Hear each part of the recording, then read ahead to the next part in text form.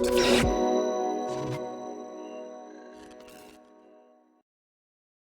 Hello, everybody. Adam Parks here with another episode of Receivables Podcast. Today, I'm here with an extra special guest, Mr. George Simmons, joining me here from Solo to talk about how their organization has evolved and where he found the passion to be helping consumers in their debt collection or in their financial journey. So, George, thank you so much for joining me today. I appreciate you coming on and sharing your insights. Happy to be here, Adam. So for anyone who has not been as lucky as me to get to know you a little bit, can you tell everyone a little about yourself and how you got to the seat that you're in today? For sure. Yep. So I'm the founder of Solo, and we make it easy for collectors to resolve debt with consumers. Got into this position a little bit of a winding path in my first year of law school. Bought a car that turned out to be a lemon. Died on me 3 days after I bought it. And I tried getting all my money back, and I tried finding an attorney to help me out. I couldn't find one to take my case. And I thought, man, if I'm in a building full of lawyers and I can't find one to hire, who else out there can't find a lawyer to hire? And kind of dove into the problem a little bit more, found out that debt collection lawsuits are the biggest category of cases in the US, and consumers oftentimes don't have a lawyer helping them out through the process. So we made Solo to make it easier for them to engage with the collector. And that was V1. And then from there, we found that consumers really want to settle these cases. So we then made Solo Settle and made it easy for the consumer to connect with the collector and get these cases fully resolved. Well, and there's some unique challenges in that realm too, being able to resolve those accounts and assist the consumer. But you've also done some financial literacy content and some other things to empower those consumers and their minds. Talk to me a little about what kind of drove you towards creating this type of a platform for everyone. Yeah, it's really about solving the problem for me. So, I talk with collectors all the time, talked with consumers all the time. And a key insight that we've had is that they really want the same thing, which is an ideal settlement as fast as possible. Everyone can pretty much agree on what as fast as possible means. The question is the ideal settlement. And right now, what happens is people just engage in positional based bargaining, where the consumer, out of fear, will lob some lowball offer to the collector, and then the collector will lob an offer back to the consumer saying, "Hey, you have no leverage here. You're going to pay us this full amount," or something like that. And then it kind of goes back and forth. Maybe they end up meeting in the middle over a period of time, and that's where things are at right now. Mhm. And what we found is that as we can, to get to that ideal settlement faster, we can increase the trust and increase the information between the parties. So really, we're creating a high trust, high information environment, which allows people to get to an ideal settlement very quickly, even instantly in many situations. So the speed is definitely a factor, and then the value of that settlement is another kind of remaining factor there. Now, in terms of the speed, collection lawsuits are slow, the court systems are slow. How have you been able to impact the process to bring that speed to marketplace?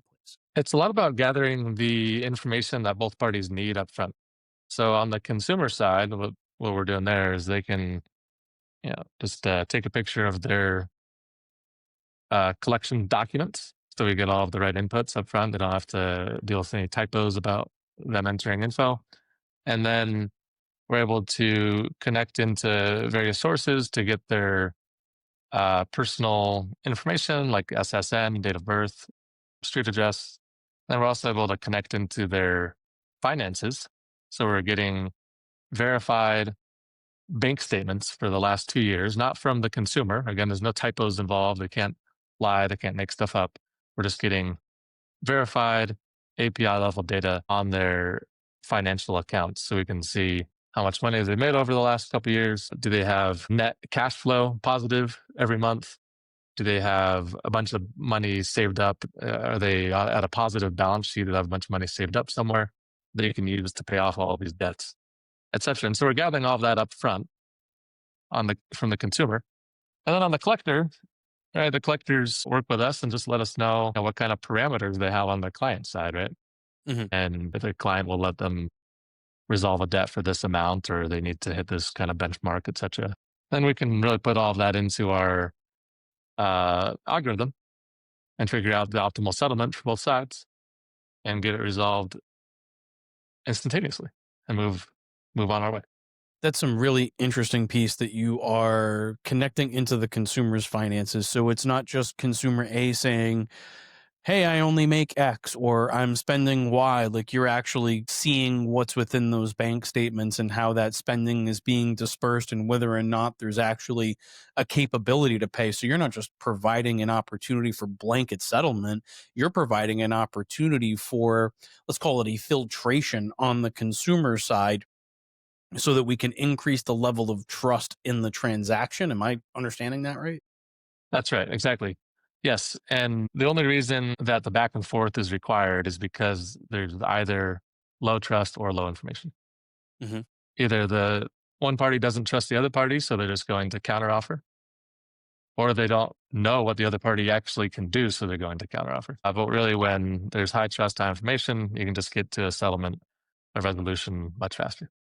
Well, no information, how could you ever get to developing any level of trust? Because it doesn't really exist. And I think that the debt collectors themselves are pretty limited on the amount of information that they're legally allowed to collect and where they're able to source that information from, which creates a pretty difficult environment, right? And a low level of trust. But when you're talking about high information and high trust. That sounds pretty intriguing from my perspective because we think about the consumer actively going through this process. But I think maybe the most important part of that is that the consumer is actively engaging.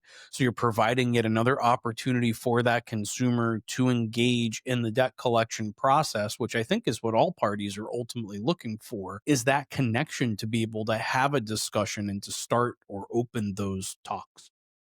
Yes. Yeah, and you bring up a good point with the collector, right? They are somewhat limited in what they can say and how they can say it, Hmm. right? For example, in our conversations with consumers, right? The collector has to say, this is an attempt to collect the debt. Hmm. Anything you say will be used for the purposes of collecting that debt. Holy crap. Talk about inflicting fear into a consumer, right? The collector has to say that, but no consumer is going to be happy upon hearing that. They're going to be scared out of their mind when they hear that. And I think because of that, there's really a crucial piece of the puzzle is having a third party helping mediate the discussion forward, Hmm. and that third party here is Solo. And I think that's one of the reasons why to date hundreds of collectors have been able to recover millions of dollars through Solo. Well, for me, it was, we started having these conversations, I guess around the beginning of the year. And as I saw some of the groups that I truly respect start to participate in the platform and get a better understanding of the success that they were finding through the use of Solo Settle, it really kind of brought me back to saying, all right, I want to have some discussions about this. I want to learn more. And that's been interesting for me personally to kind of see how that's evolved. But your organization didn't start where it ended. Talk to me a little bit about the journey that you've had as an organization going from getting a car that turned out to be a lemon, identifying that problem, kind of to where you are today, really actively helping organizations to resolve the outstanding debts. Talk to me a little bit about what that process has looked like and what your journey has. And as I like to mention, right, we now have really realized that consumers and collectors want the same thing, which is an ideal settlement as fast as possible. And we started off more on the consumer side, right? We started off just with SoloSuit, making it easy for the consumer to respond to a lawsuit. Mhm. And we saw quite a lot of traction there, right? Consumers are scared, they're fearful, they don't understand how the process works. We published a lot of content educating the consumer on how the process works. And then we found that consumers really just want to get the debt resolved, right? Most of the time, they recognize that they owe the debt. They feel an obligation to pay off the debt. And nobody's really stoked about like bankruptcy, right? Nobody goes into bankruptcy like being stoked. Mhm. Yeah, I'm finally going to get off the hook for all this debt. Nobody's really stoked about that. They want to pay back their obligations. They want to be good people and wrap things up. And from just having those conversations with consumers really led us down the path of looking into settlement. And then after talking with collectors, we found that collectors really want settlement as well. They don't actually necessarily want to go into garnishment. Garnishment can be expensive. It can be difficult regulatory path. They also don't want to call the consumer once again and leave another voicemail. They don't want to send the consumer yet another email. They just want to get the settlement in place and start getting paid on the debt as well. And Mhm. then that's why, with the conversations, that's one of the reasons why I brought Yale Levy the past president of the National Creditors Bar Association, onto the team at Solo. Very glad to have Yale on board, and he's been doing a great job. We're doing a national tour with Yale where we're visiting uh, collectors around the US and having great events and really having quite warm receptions in the different places that we're visiting. I think it's an education process, and once people truly understand how the organization has evolved and what it is that you're providing to the consumers these days, I mean, at least in the conversations that I've kind of watched, especially at like the Debt Connection Symposium conference, it helped me to better see how the industry was engaging with this type of platform and what that future might look like over the next couple of years. For me, I think there's a lot of opportunity here because the consumers do ultimately want to resolve the debt. There's only so many options that they have from a debt relief standpoint, and credit counseling and consolidation loans and all of that might be options for some people, but they don't even necessarily understand what those options are. And like you said, they don't understand what the process even entails. So they've not participated in the past, default judgments get rendered, and then we start spiraling because the consumer is still extremely standoffish. But the only thing that we can really do is try and help them with some level of education so that they can understand it. Now, if that education comes from a law firm, it doesn't feel as authoritative or as real for the consumer if it's happening or if that education is trying to come from the other side of the equation. I'm curious, how has the financial literacy and helping the consumers to educate them, how has that gone for you as an organization? Any tips that you can provide to the debt collection industry to help them get the consumer on the right path and the right journey? Yeah, it's going well, and it really stems from the crucial insight. Collectors and consumers want the same thing, which is an ideal settlement as fast as possible. And that insight is what allows us to work cooperatively with collectors and consumers. There's not, I think, without that insight, we might feel like we were leading consumers down the wrong path for the benefit of the collectors, or we're leading collectors astray for the benefit of consumers. But really, Mhm. we understand that they want the same thing. And so with consumers, we're educating them on what they actually want, which is a resolution to the debt, right? I think previously consumers may have believed that what they want if they're being sued for debt is to get the case dismissed on a technicality because they're served improperly, right? But that's not going to resolve things for the consumer. The collector can still, it's probably not going to be dismissed with prejudice, so the collector can still come after the consumer outside of court. They can file the lawsuit again in court, etc. Right, so it's not a real resolution. And so for the consumer, we're educating them on, the way to get this resolved is to get a resolution. You either pay back the debt in full if you can, you get a settlement in writing, pay that off over time, and go down that path, right? I think previously, at some point in time, I talked with a consumer who, admittedly, after using our answer product, he said, "Dude, you guys are onto gold here. I can just get all the credit cards I want and get all the debt I want, and then just respond to the lawsuit with an answer and get off the hook." I like face palmed myself. I'm like, no, that's not what we're building here. That's not what we're doing. And with that, we really transitioned more into like settlement and helping people pay back the debt that they owe.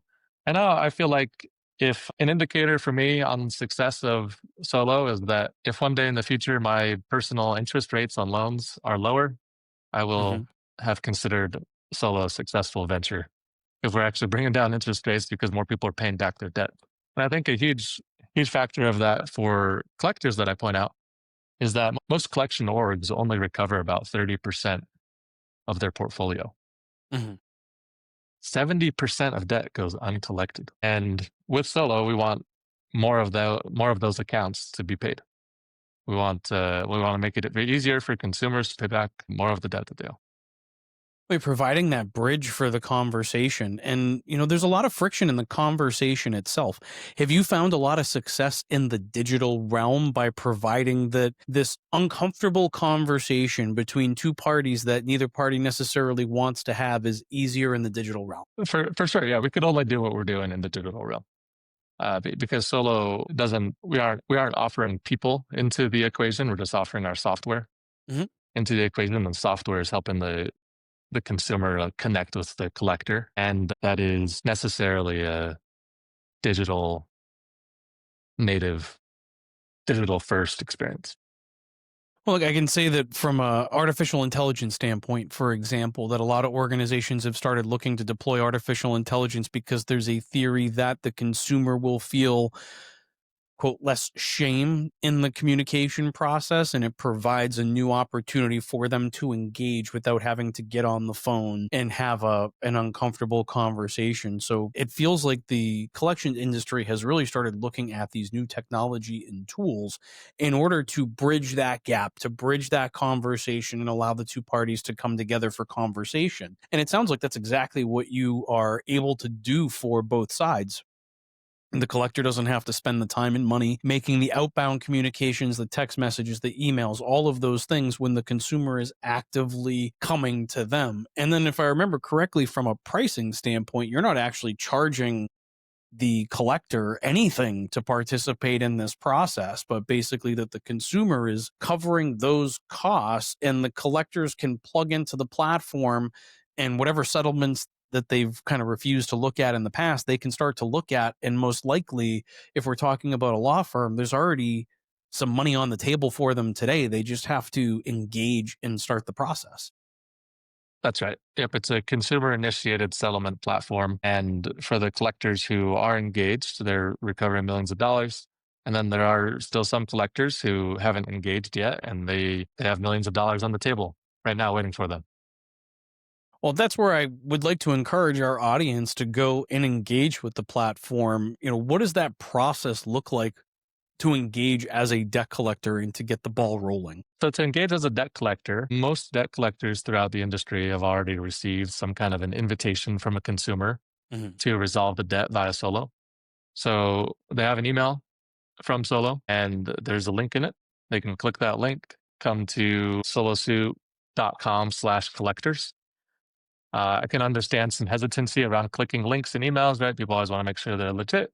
You can always just go to solosuit.com/collectors and then log into your firm's account with the account there.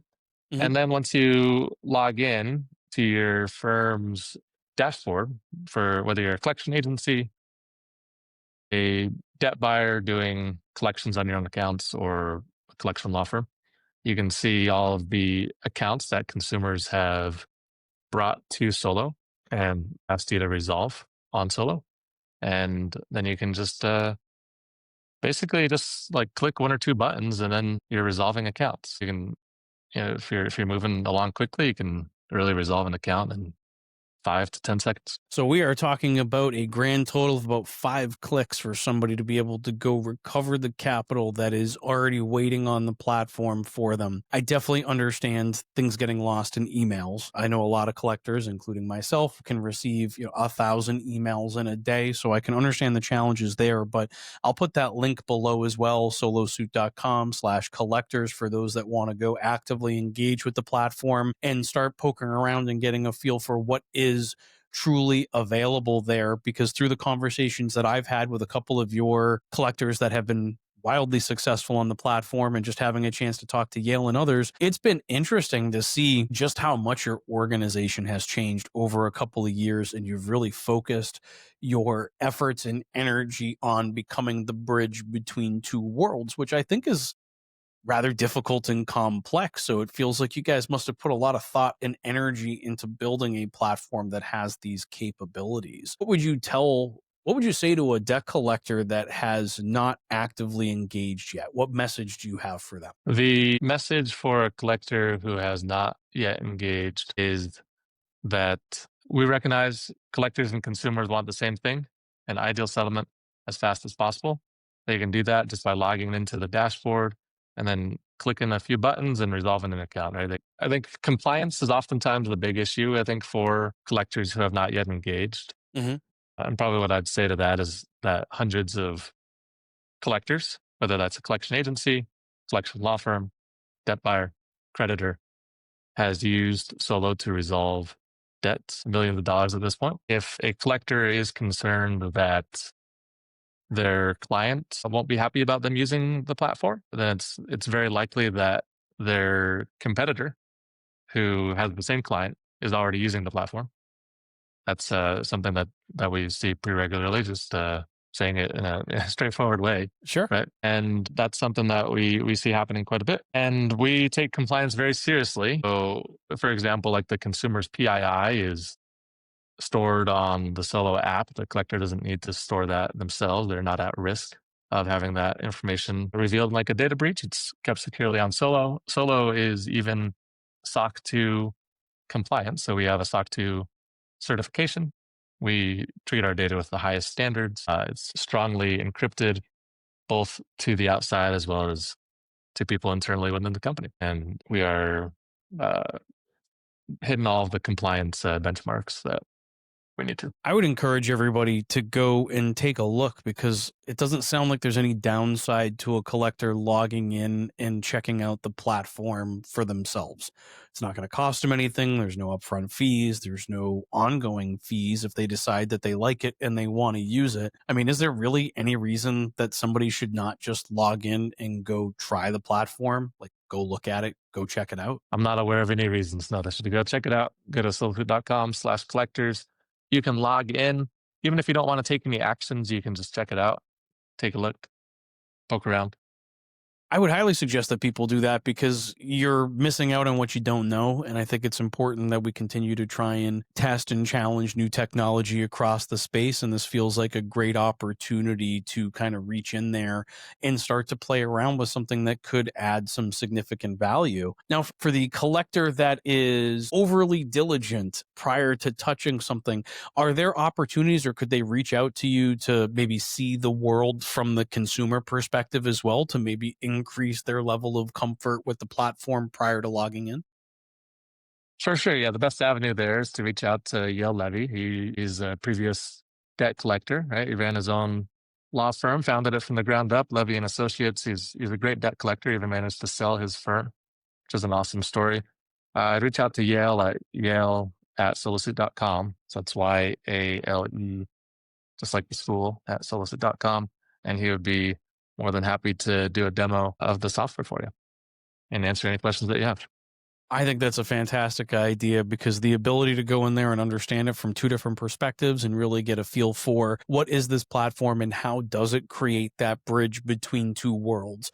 I've been lucky enough to see it from both sides. And the reason I asked that kind of fixed question was because I did get to see it from the consumer side as well. And I was pretty surprised at how easy it was to use and how simple everything was in the process between the two parties. In looking at that, we'll also have the 5 minute pitch listed below as well. So you can go on and check out that demo for yourself when Yale kind of presented it to me through the 5 minute pitch series, which I was kind of excited to see because this is new and interesting technology. I feel like as an industry, we're always looking at things necessarily through the same lens, and starting to look at things from the consumer's lens, I think can help us to broach some of the challenges that we've had as an industry in the past.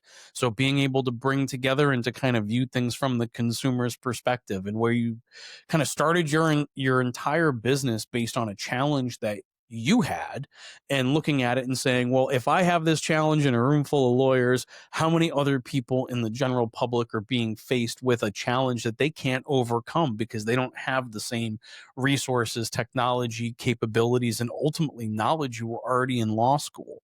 So I'm kind of interested to see how this continues to unfold. What's your goal to kind of connect with this debt collection industry over the coming year? Like, where do you see things continuing to evolve with your product set? Because I know you guys have new features and rollouts all the time, but like, what's the future look like for you? Yeah, for us, we want to make it as easy as possible for collectors to collect the debts that are owed to them. And we have a great team of Yale and Stanford engineers working on the collector's dashboard every day is the main, that's how we refer to like the main software that the collectors use when they log in. And we're working on things to make the collector's dashboard more efficient, more effective, whether that's allowing the collectors to issue disclosures to a consumer more quickly in an automatic way, whether that's allowing them to see like the collectability score on consumers, whether that's allowing them to generate their settlement agreements and settlement letters faster,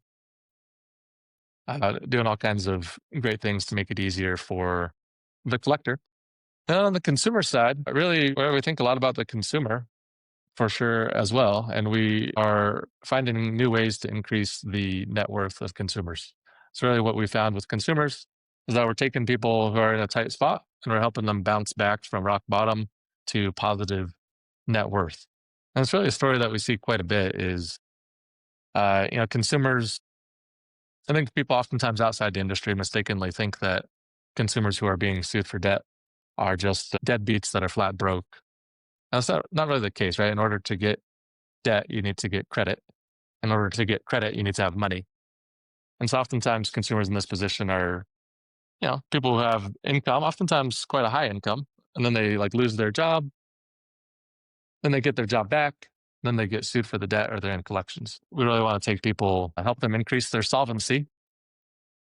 All right. Instead of being insolvent, we want them to be solvent as they would like to be themselves. They want to pay back the money that they borrowed and then help them even increase to positive net worth. Well, George, it sounds like you guys are doing some great work over there, both for the consumer and the collector. I'm very excited to see how things continue to evolve with your organization, both from a education for the consumer standpoint, from a cash flow perspective of bridging the gap between everybody.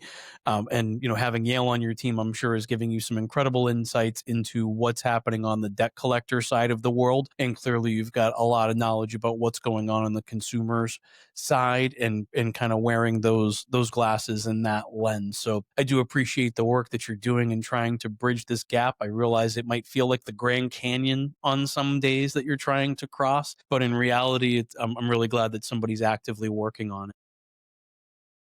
Yeah. Yeah. Thank you. Thank you, Adam. I appreciate it.